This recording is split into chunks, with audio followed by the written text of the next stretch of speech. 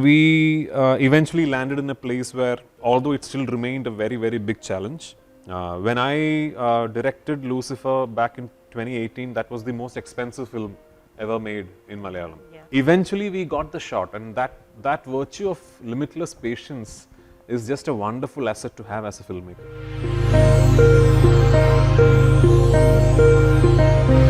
While I was preparing for this interview, somewhere I read, that at a recent press meet you said that this film has impacted you as a human being more than an actor. And it also took like 6 years to make.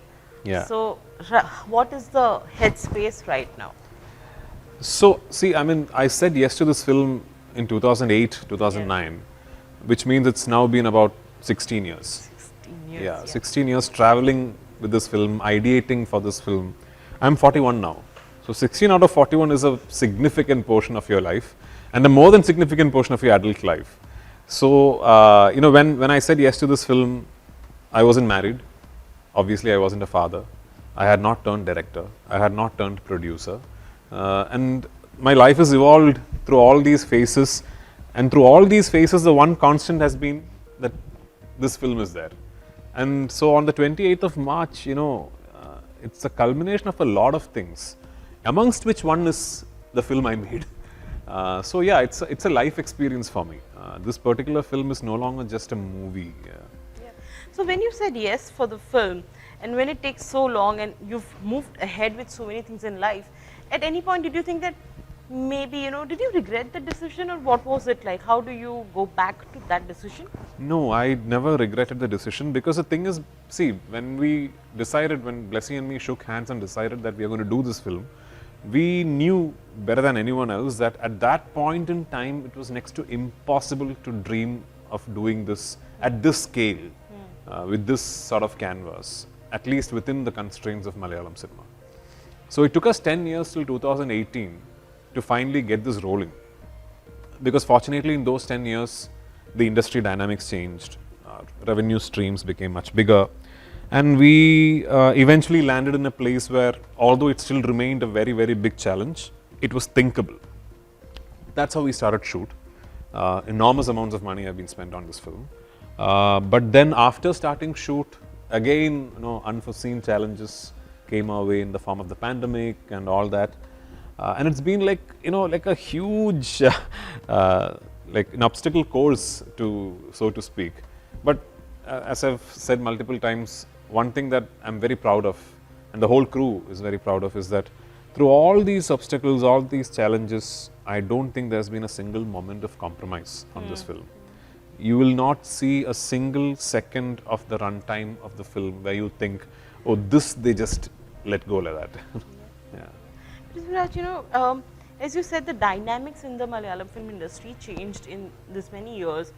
What I personally have observed is the stories are beautiful, the movies do really well, the performances are great, but at the same time, Malayalam films also, they don't really have this big budget, big spectacle films.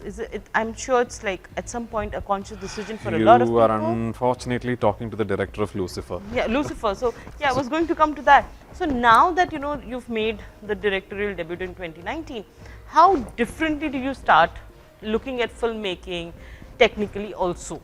That why do you think that much money is involved? So I mean, technically, I think Malayalam cinema has always been blessed with wonderful technicians. Directors, cinematographers, editors, production designers. I mean, we've had just iconic talents, in our industry. And like, I look up to the legends in our industry as some of the finest filmmakers in the world. Because, the constraints within which they operated and what they managed to create. So I think Malayalam cinema, at least in the traditional sense, made a wonderful training ground for all these technicians, because they had so many challenges within which they had to operate. But then, like I said, towards the latter half of the 2010s, sort of the business streams opened up and we had the liberty of dreaming bigger. When I directed Lucifer back in 2018, that was the most expensive film ever made in Malayalam. Yeah. And, to be able to sort of then make that film reach a point where it recovered more than 200% of its investment was unthinkable for Malayalam. But now we are there. So now we can sort of start thinking even bigger, dream even bigger. But like I said, bigger budgets don't mean better films. It just means more freedom for our filmmakers to tell their stories. And I hope, myself included, that all the filmmakers now that have such big budgets at their disposal use it judiciously. They use the money to tell better stories. So let's see. How has working with Blessy influenced you as a filmmaker? Yeah, I mean, so he's a bit like Anjali Menon in that sense, because they both have this wonderful virtue of limitless patience. I've told the story in the press meet in Kerala. There is a shot in the trailer of my reflection in the eye of the camel. So what happened was, there's a scene where I bid farewell to all the animals in the Masara, and I tell the camels that I'm leaving and I won't come back. And I do this as I'm feeding the camels. And while we were covering my angle, and I said the line that I'm not going to come back, by some accident, the main camel that was in the shot suddenly stopped eating and looked at me. So then Blessy said, oh wow, we need an opposite counter angle of that for the camel to do that.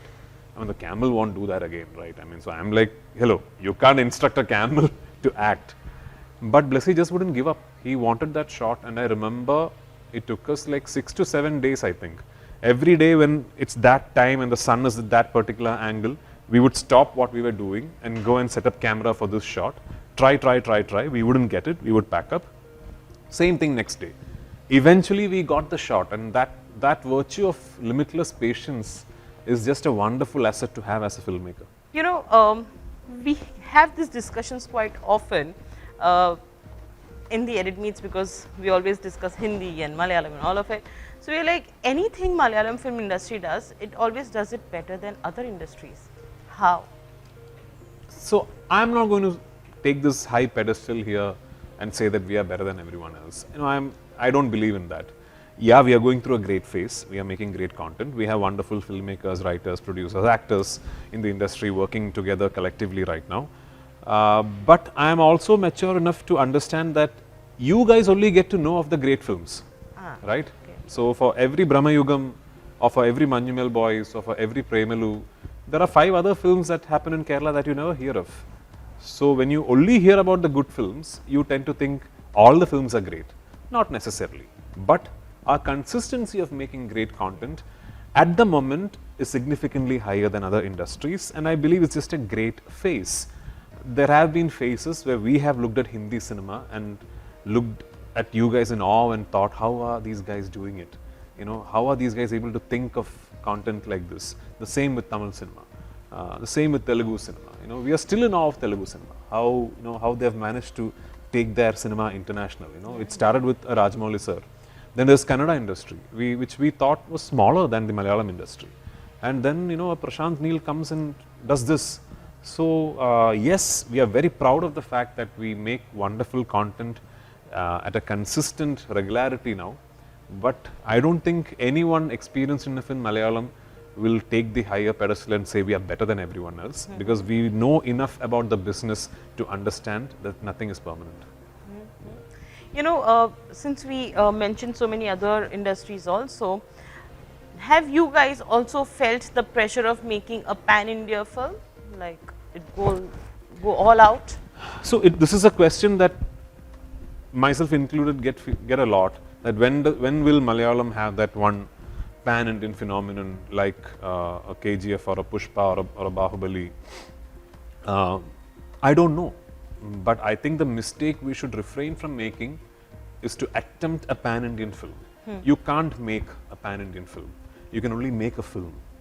Then the film, might or might not become a pan-Indian phenomenon. But what you can do is give the film every opportunity to grow into that phenomenon. And what does that mean? Spend effort, time and money to give the film a proper release, proper distribution channels. Like, to quote an example would be The Goat Life, the Aadujeevitham. So, see, as you see, it's being distributed by leading distribution houses across the country, even outside the country. So, we are trying our best to give this film the best chance for it to flourish. That's all we can do. We cannot take a sheet of paper and decide, right, let's make a pan-Indian film. That doesn't happen.